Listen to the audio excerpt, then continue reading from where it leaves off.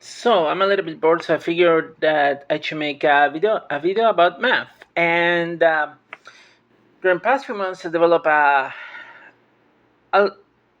I could discover my interest in maths. I do like maths. I had to take a lot of math courses in college, so I hope I can help people that are struggling. And before I get into topics of algebra 1 or algebra 2, I figure maybe it's a good idea to start with a review so with people that don't understand too much about numbers, they get a better feedback.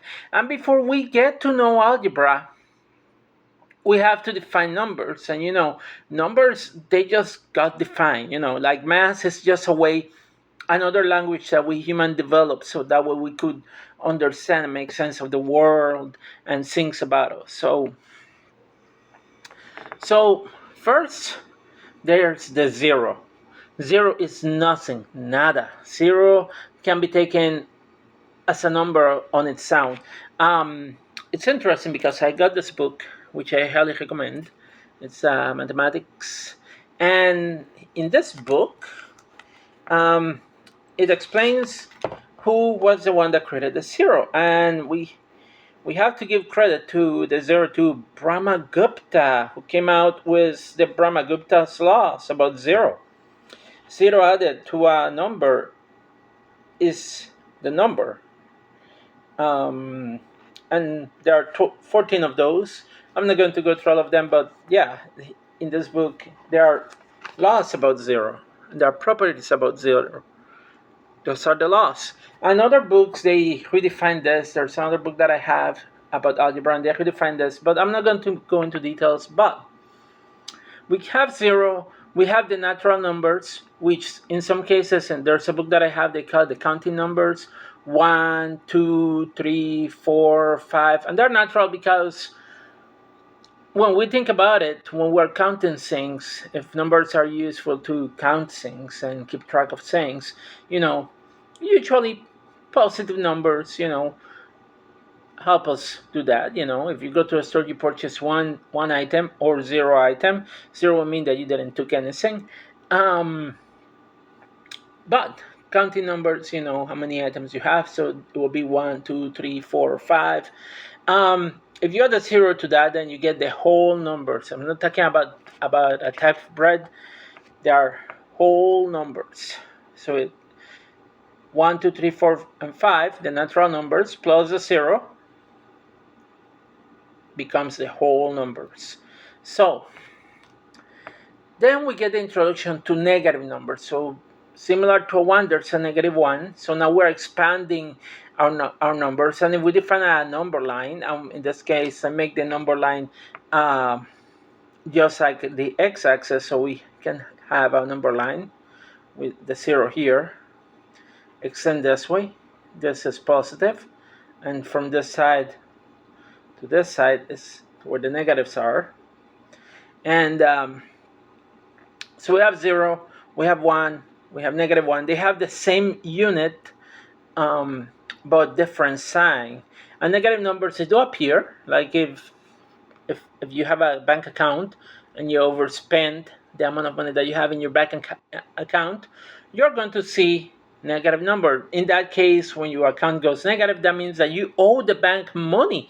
They pay for you, and now they are expecting you to pay, that you pay them back. So they're going to take money out of your account.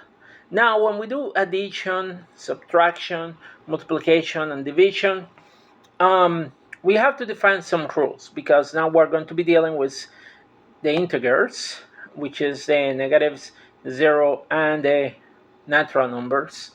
So when you combine all those with the inclusion of negative numbers, you get integer numbers. So we go 0, natural numbers, 1, 2, 3, 4, 5. The 0 plus the natural number is the whole number. And when you introduce the negative numbers, you get the integer. So when you are going to get into the operations, and we define these operations, there are some rules that you have to follow. And let's talk about the multiplication, what happened with the sign. So it's interesting because everybody wants to be positive, but numbers sometimes don't follow that. You can get two negative numbers. They are so negative and they're into each other that they kind of agree with each other and they become positive. So you multiply two negative numbers, or when you divide two negative numbers, the result is going to be positive.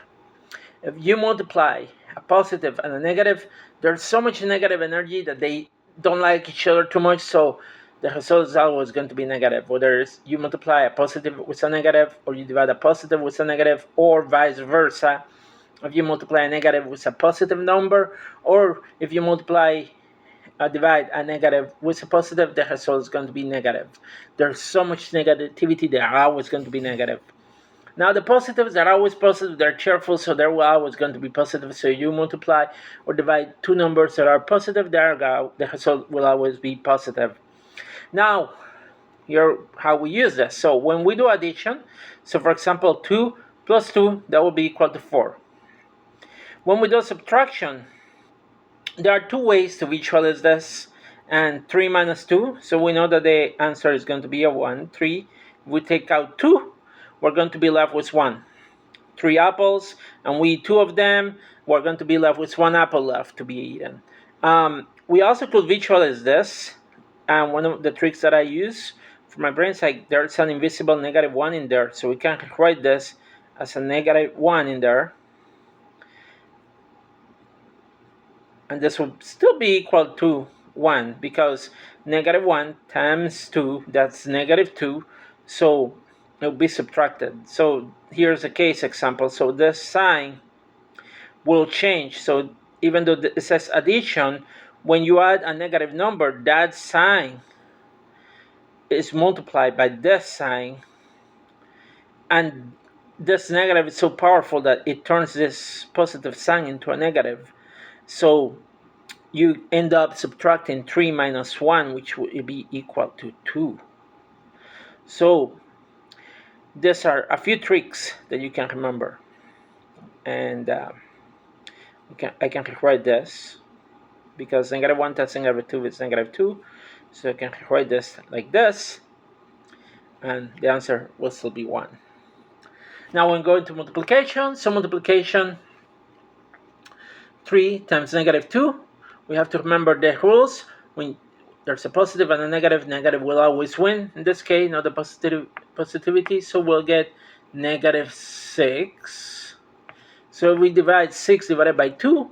Both of them are positive, so 6 divided by 2, that's like saying 6 over 2, which is equal to 3. So, and I haven't talked about fractions. Maybe a different video I will talk about fractions. 10 divided by negative 5. Now I'm dividing by, I have a positive number and I have a negative number. I'm dividing it, so we have to remember our rules that when we divide a positive with a negative, the result is going to be negative, so we can put a negative right in front because it's going to be negative. 10 divided by negative 5, that will be negative 2. And if we multiply negative 2 times negative 5, two negative numbers being multiplied together, they're going to turn positive because they're in agreement with each other. Life is shitty, so they create positive in between both of them, and the answer will be positive 10. This is division. If we see a fraction, we have to see it as division. So in this case, we're dividing negative 20 divided by negative 4. So we are, in this case, negative and negative. So the answer is going to be positive. So 20 divided by 4, that will be equal to 5. 5 times negative 4, that will be equal to negative 20. That's all I have. I hope that you have enjoyed my mini lesson here on numbers. And hopefully we'll make another video of this if there's some interest. I will try to make more videos about numbers.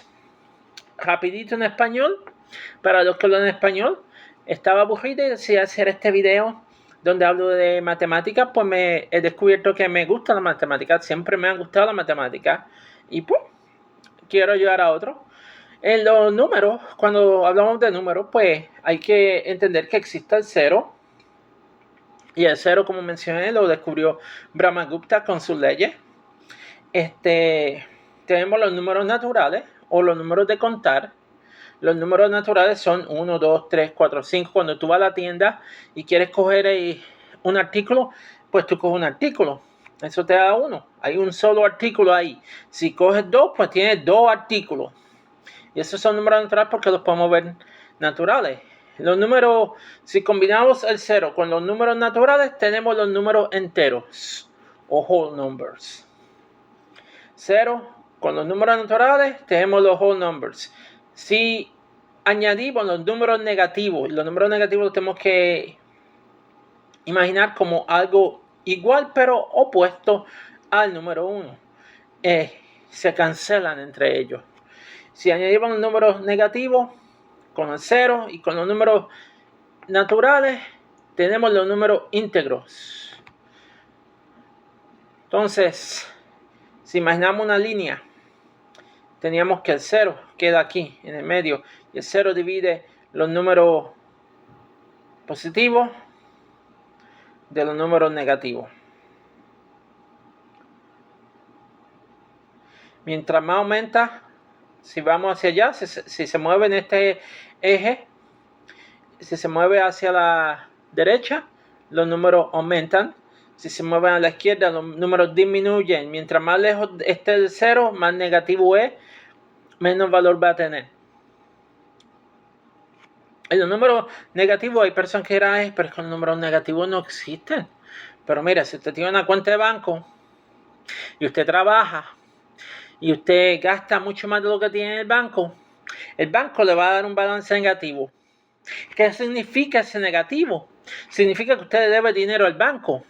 Cuando llega el próximo cheque, ¿qué es lo que pasa? Uno espera un dinerito de $200, pues como si su cuenta está en negativo 10, pues espera que su cheque va a ser disminuido por esos $10 que usted debe al banco. Porque el banco pues pagó lo que tenía que pagar. Y sí, los números negativos existen. Y no solamente en la ciencia, pero también en la industria bancaria. Y incluso cuando uno mira el balance de la cuenta de uno, de lo que le tiene que pagar al landlord, a veces uno ve el negativo y lo que significa que usted debe dinero a la persona del banco. En todo caso, hay ciertas reglas cuando hablamos de añadir, de sumar, restar, multiplicar y dividir, pues los números tienen ciertas reglas. Y pues si tenemos dos números negativos, multiplicamos un número negativo con otro número negativo, el resultado va a ser positivo. Hay tanta negatividad que están en acuerdo con los dos negativos, se tornan positivos porque están en agreement. Si hay un número positivo con un número negativo, el número negativo no se llevan bien y pues el resultado siempre va a ser negativo. Lo mismo si es lo contrario, si multiplica un número negativo, divide un número negativo con uno positivo, el resultado va a ser negativo. Y si los dos son positivos, pues eso siempre está en positivo y todo va a ser positivo y el resultado va a ser positivo. Si multiplica un número o divide un número positivo con otro número positivo, va a ser positivo. Estas son reglas que hay que tenerlas.